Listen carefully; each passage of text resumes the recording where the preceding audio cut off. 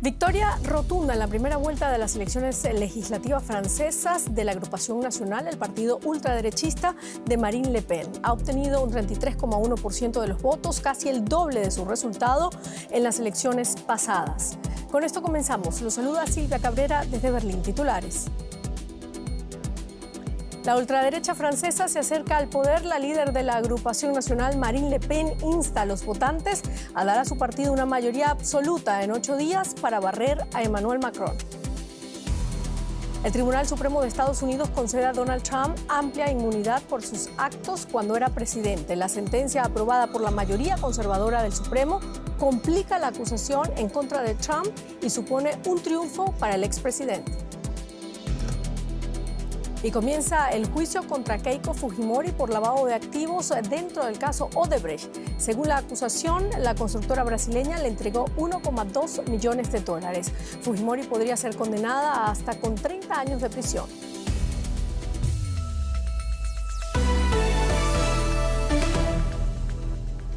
Los resultados del domingo de las elecciones francesas han sido un golpe duro para el presidente francés Emmanuel Macron. Tras una participación inusualmente alta, Agrupación Nacional ganó con el 34% de los votos y la Alianza Ensemble de Macron llegó de tercera con el 20,3%. Macron ha pedido a los votantes que impidan que la extrema derecha llegue al gobierno en la segunda vuelta del próximo domingo. Lo cierto es que, tras el éxito electoral inapelable del partido ultra, la política francesa ha entrado en una nueva fase. El partido de ultraderecha francés Agrupación Nacional obtuvo una victoria aplastante en la primera vuelta de las legislativas. Un triunfo que por primera vez acerca al poder a la política nacionalista, euroescéptica y anti-inmigración. Es la venganza del pueblo contra las élites que llevan mintiéndoles por más de 40 años. Espero que Marine Le Pen y Jordan Bardella levanten a Francia para que así retornen los valores franceses. Tenía lágrimas en los ojos porque llevo años esperando esto. Espero que ahora volvamos a levantar el país. Tenemos que hacer algo. Agrupación Nacional espera otra victoria espectacular en la segunda vuelta del domingo. Mi ambición es ganar la mayoría absoluta el domingo. Pido a los franceses que sigan movilizados y, por supuesto, sobre la base de esa mayoría absoluta, pretendo formar un gobierno de unidad nacional. Miles de franceses han protestado por la victoria de un partido cuyas ideas extremistas han sido consideradas tabú durante mucho tiempo. Los resultados electorales han conmocionado a mucha gente. Me quedé estupefacta cuando anunciaron los resultados. Es sobrecogedor pensar que un partido que predica el odio obtenga un porcentaje de votos tan alto. Los resultados suponen un contundente revés para el partido del presidente Emmanuel Macron, que convocó elecciones anticipadas con la esperanza de que no se repitiera la victoria de la ultraderecha en las recientes elecciones al Parlamento Europeo. La primera vuelta ya es un gran triunfo para Agrupación Nacional, pero su verdadero alcance solo se sabrá tras la segunda vuelta. Y nos vamos ahora a Estados Unidos. El Tribunal Supremo de este país concedió una inmunidad parcial al expresidente Donald Trump por el caso del asalto al Capitolio. El alto tribunal determinó que los actos oficiales de un presidente están protegidos y no pueden ser juzgados. A principios de año se pidió a la Corte Suprema que decidiera si Trump era inmune a ser procesado por su papel en los disturbios del 6 de enero del 2021 en el Capitolio, cuando aún era presidente. El momento de esta sentencia es importante, ya que cada vez queda menos tiempo para que se celebre un posible juicio antes de las elecciones de noviembre. Más detalles ahora con José Díaz Briceño en Washington. José, ¿qué significa este veredicto? La decisión de hoy por parte de la Corte Suprema de Estados Unidos es considerada histórica y monumental por parte de los propios jueces de la Corte. La facción conservadora, con 6 votos a favor, estableció una decisión que le da amplia inmunidad a los expresidentes por justamente, como se mencionaba, actos oficiales. Esto para el jefe de la Corte, John Roberts, asegura específicamente que es importante para proteger el sistema de división de poderes y tener un ejecutivo fuerte. Y sin embargo hay un disenso muy fuerte de los jueces liberales asegurando por parte de Sonia Sotomayor, quien escribió este disenso, que esto coloca al presidente como un rey y por encima de la ley. Esto habla incluso con algunos ejemplos diciendo que si el presidente ordenara matar a un rival político, esta decisión de la Corte lo protegería. Esto habla de la complicación que representa este tema judicial para lo que aquí se considera también un retroceso democrático en Estados Unidos por algunas voces críticas, con algunas voces en el Congreso como Alexandra Ocasio-Cortez, la congresista demócrata, pidiendo un juicio político contra los jueces de la Corte. José, Donald Trump lo ha descrito como una gran victoria para la democracia. ¿Qué consecuencias tiene para el expresidente y para su carrera presidencial? Prácticamente, de acuerdo con los observadores, esta decisión hace imposible que el expresidente Trump pueda ser enjuiciado antes de las elecciones. Recordemos, quedan poco más de 4 meses y sin embargo el retroceso justamente al regresarlo a una corte inferior para definir qué incluye un acto oficial y no en la acusación del fiscal especial Jack Smith, hace complicado que esta revisión pueda ocurrir en los próximos meses. Esto también plantea un escenario hipotético, porque incluso de permitirse a Trump competir y ganar eventualmente la elección, él podría nombrar a un director del Departamento de Justicia y un secretario del Departamento de Justicia que desestimara los cargos y los procesos, con lo que terminaría cualquier proceso a nivel federal en su contra. Esto también marca una dificultad para los otros 4 casos que se le siguen a Trump, uno a nivel estatal en Georgia, uno a nivel en Nueva York, donde solo hace falta ya la sentencia la próxima semana, y otro por el mal manejo de documentos clasificados en Florida. Muchísimas gracias, José Díaz Briceño, desde Washington. Y vamos ahora con un resumen de otras noticias importantes del día. Un destacado político alemán de ultraderecha fue condenado y multado por segunda vez por utilizar un lema nazi prohibido. Björn Höcke dijo durante un mitin: todo por Alemania. Höcke es el principal candidato de Alternativa para Alemania en el estado de Turingia, donde su partido mantiene una clara ventaja en las encuestas. Cientos de personas marcharon en Nairobi, la capital de Kenia, para rendir homenaje a los fallecidos en las manifestaciones antigubernamentales de la semana pasada. Según grupos de derechos humanos, al menos 30 personas murieron en enfrentamientos con las fuerzas de seguridad durante las protestas contra una impopular subida de impuestos. El primer ministro de Israel, Benjamín Netanyahu, afirmó que sus tropas se acercan al objetivo de eliminar las fuerzas militares de Hamás. Además, el ejército israelí ordenó una evacuación de gran escala de palestinos de Khan Yunis, señal de que es probable que las tropas lancen un nuevo asalto terrestre contra la segunda ciudad más grande de Gaza. Y la operación militar de Israel en Gaza ha dejado gran parte del territorio en ruinas, incluidas sus infraestructuras de servicios públicos. Los sistemas de sanidad y abastecimiento de agua ya estaban en malas condiciones antes de que comenzara esta guerra en respuesta a los atentados terroristas de Hamás del 7 de octubre del año pasado. Pero tras meses de bombardeos, la escasez de agua está afectando a un número cada vez mayor de desplazados. Largas colas para conseguir una botella de agua, una rutina diaria en Khan Yunis y en toda la franja de Gaza, donde los palestinos desplazados pasan gran parte del día en un intento desesperado por acceder a los suministros más básicos. Desde las 5 de la mañana hasta la puesta del sol corremos para llenar una botella como esta de 1 litro, 1 litro de agua del que beben 16 personas en mi casa. Esto es doloroso y trágico. La crisis del agua forma parte de la vida en Gaza desde hace años, pero la guerra entre Hamás e Israel ha hecho que la situación sea insoportable. Tenemos una grave escasez de agua. Tengo 9 miembros en mi familia. Necesito al menos 250 litros como mínimo para lavar los platos y otras cosas, pero no podemos. Hay una gran escasez en esta zona y hay miles de desplazados que vinieron de otros lugares. Necesitamos cavar más de un pozo. Es una lucha por el agua. Grupos humanitarios acusan a Israel de atacar deliberadamente los servicios sanitarios y de suministro de agua en Gaza. Israel afirma que jamás usa las instalaciones con fines terroristas. Y mientras continúan los combates, los palestinos desplazados están desesperados. Desde el comienzo de la guerra hasta ahora, durante 9 meses, hemos estado sufriendo.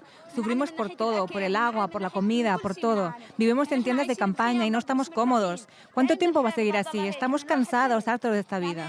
Sufrimos por todo, no solo por el agua, sufrimos por todo. Con el aumento de las temperaturas, las ONGs advierten de que la crisis del agua en Gaza provocará la propagación de enfermedades prevenibles. Afirman que el mundo no está protegiendo la salud y la dignidad de casi 2 millones de civiles atrapados en el conflicto. En concreto, aseguró que su país no seguirá siendo un país de tránsito y que buscará soluciones con los países involucrados, sobre todo con Estados Unidos. Mulino llega al poder tras reemplazar como candidato al controvertido expresidente Ricardo Martinelli, asilado en la Embajada de Nicaragua por una condena de casi 11 años por blanqueo de capitales. Y seguimos ahora en Colombia. El presidente Gustavo Petro acusó a la prensa de mentir sobre su gobierno. En sus acusaciones a través de la plataforma X, Petro afirmó que el periodismo colombiano está alineado con la extrema derecha. Los señalamientos hacia la prensa se dieron después de que se denunciaran irregularidades que involucran al hermano de Laura Saravia, su mano derecha en el gobierno. El ataque también se dirigió hacia la Fundación para la Libertad de Prensa por no defender a la ciudadanía de lo que Petro calificó de calumnia vertida de información. En respuesta, la Fundación le pidió al presidente que se abstenga de estigmatizar a los periodistas. Comienza en Perú el juicio contra Keiko Fujimori por el caso Odebrecht. La ex candidata presidencial peruana está imputada por lavado de activos, crimen organizado y obstrucción a la justicia, entre otros. Fujimori se sienta en el banquillo desde este lunes por lavado de activos dentro del escándalo Odebrecht. El juicio oral contra Keiko Fujimori tiene lugar en un tribunal de Lima y el proceso, en el que están citados unos 1.500 testigos, podría tardar más de un año. La Fiscalía pide 30 años y 10 meses de prisión para la 3 veces ex candidata a la presidencia peruana. Si es hallada culpable y el juicio concluye antes del 2026, Keiko Fujimori no podrá postularse a las elecciones de ese año. Y nos vamos a Lima, Rosemary Cueva, con más detalles para nosotros. Rosemary, ¿cómo transcurrió este primer día de juicio contra Keiko Fujimori? ¿Hubo algún pronunciamiento por parte de la líder del partido Fuerza Popular?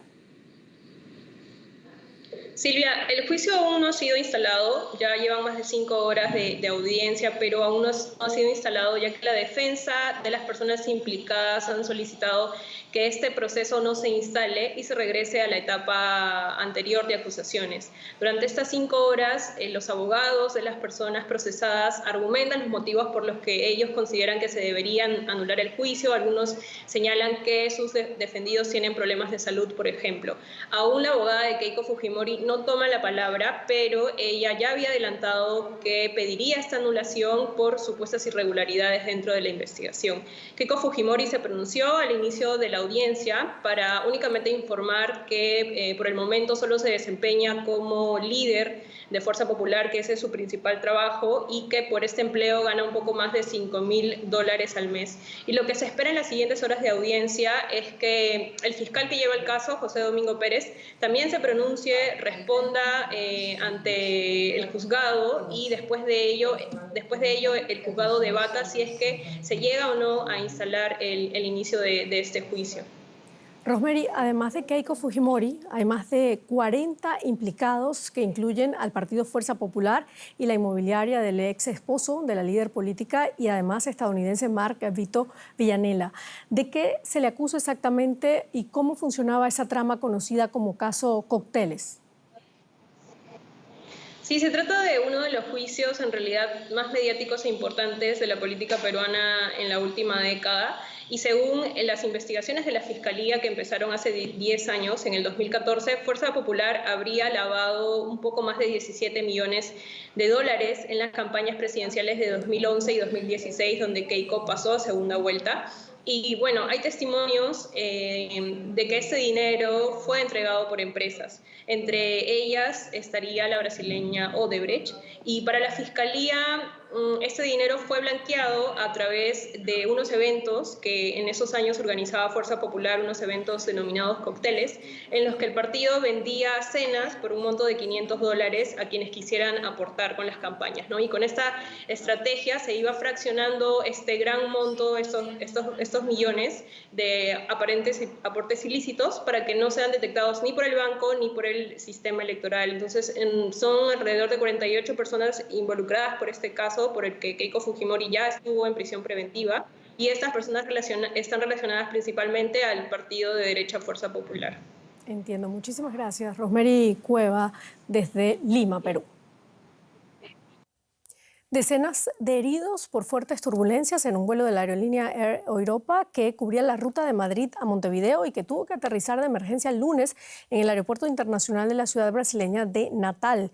El avión Boeing 787-9 Dreamliner llevaba 325 personas a bordo. Los servicios de emergencia de Brasil retiraron a 30 personas del avión y trasladaron a algunos a hospitales cercanos. Los viajeros más afectados sufrieron traumas ortopédicos leves y abrasiones. El avión permanecerá en revisión para determinar el alcance de los daños registrados.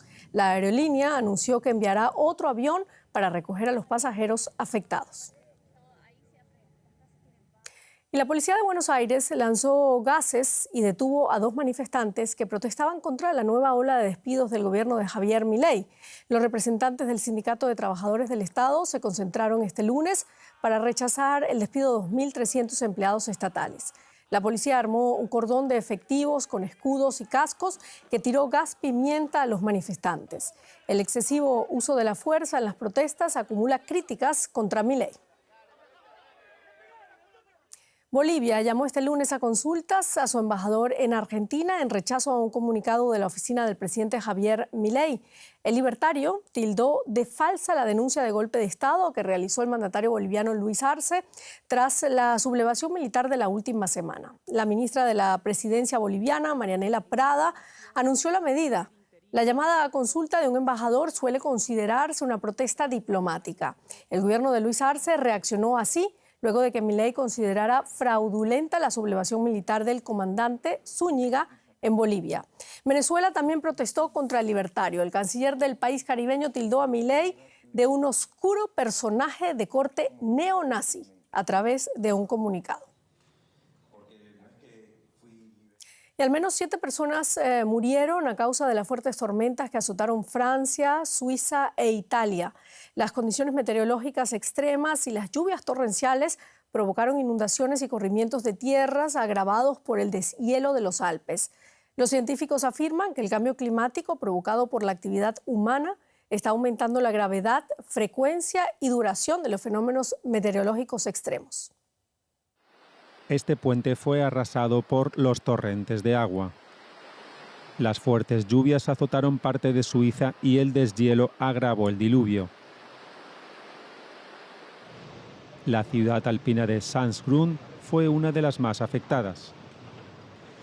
Ríos y arroyos se desbordaron. Los corrimientos de tierra sepultaron coches y dejaron algunas casas aisladas. Sí, este es mi coche. Por desgracia, está todo dañado, incluido el hotel. Ahora tenemos un nuevo alojamiento 200 metros más abajo. De todas formas, tenemos que esperar hasta el martes a que se reabra la carretera y entonces tendremos que ver cómo sacamos el coche y volvemos a Alemania. Tuvimos algunos problemas antes. Hace 4 o 5 años se inundó ligeramente el puente, pero no fue tan grave. Una inundación como esta no la había visto jamás. Las lluvias también afectaron al norte de Italia. Los ríos se desbordaron, provocando inundaciones y más deslizamientos de tierra. Cientos de personas fueron evacuadas.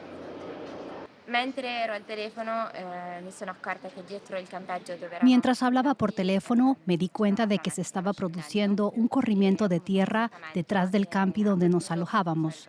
Teníamos que irnos cuanto antes, así que busqué a los niños y nos pusimos a salvo.